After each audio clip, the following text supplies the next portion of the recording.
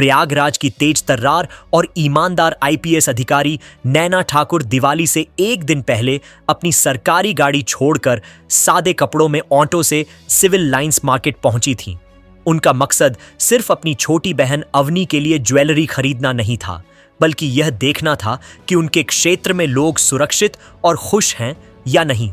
सफेद सलवार सूट, लाल दुपट्टा और चश्मा पहने वह भीड़ में एक आम महिला की तरह घुल मिल गईं।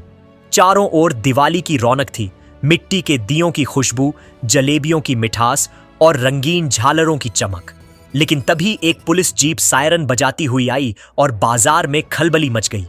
जीप से उतरा इंस्पेक्टर रणवीर सिंह, जिसके चेहरे पर सत्ता का नशा साफ झलक रहा था। उसने एक गरीब मिठाई वाले बद्री काका का ठेला तोड़ दिया, क्योंकि उसे वीआईपी मूवमेंट करवाना था। बद्री काका हाथ जोड़कर रहम की भीख मांगते रहे, लेकिन रणवीर ने उन्हें धक्का मार दिया। यह दृश्य देखकर नैना का खून खौल उठा।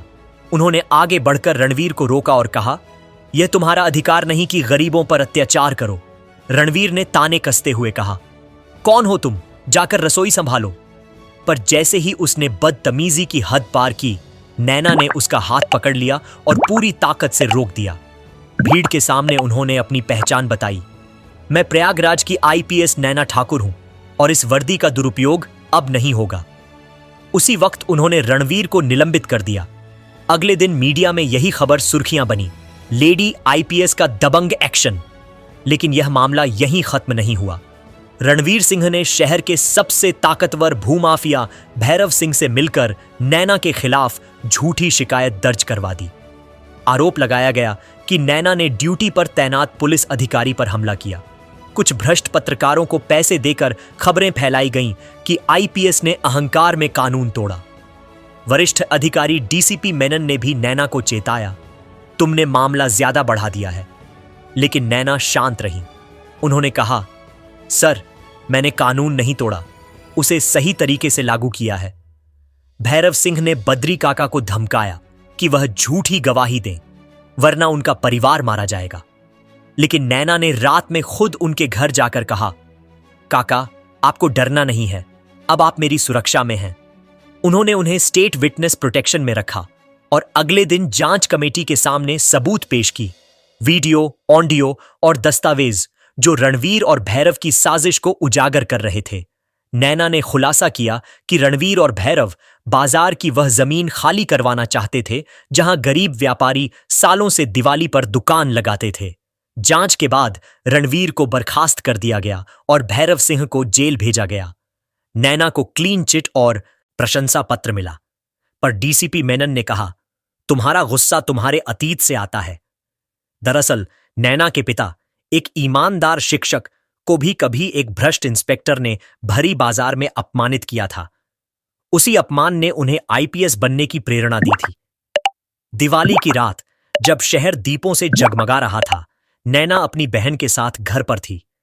तभी कंट्रोल रूम से फोन आया, भैरव सिंह ने जेल में आत्महत्या की कोशिश की है। नैना तुरंत अस्पताल पहुंची। वहां उन्होंने देखा भैरव एक डॉक्टर से, जो रणवीर का भाई था, फुसफुसा रहा था। यह कोई आत्महत्या नहीं, बल्कि भागने की साजिश थी। नैना ने डॉक्टर को हटाया, भैरव के पास गईं और शांत स्वर में बोली, तुम्हारे पास दो रास्ते हैं, या तो सच बोल दो या उम्र भर जेल में सड़ो। उन्होंने एक रिकॉर्डर उसके सामने रख दिया और बाहर चली गई। कुछ देर बाद भैरव टूट गया और उसने अपने सभी अपराधों को खुद रिकॉर्ड पर स्वीकार किया। जमीन घोटाले, राजनीतिक संबंध और पुलिस में उसकी पहुंच। सुबह अखबारों में हेडलाइन थी, आईपीएस नैना ठाकुर ने दिवाली की रात माफिया का साम्राज्य तोड़ा। शहर के बड़े बड़े अधिकारी और नेता भैरव के कबूलनामे से बेनकाब हो गए। नैना ने अपनी वर्दी उतारी और अपने घर के मंदिर में रख दी।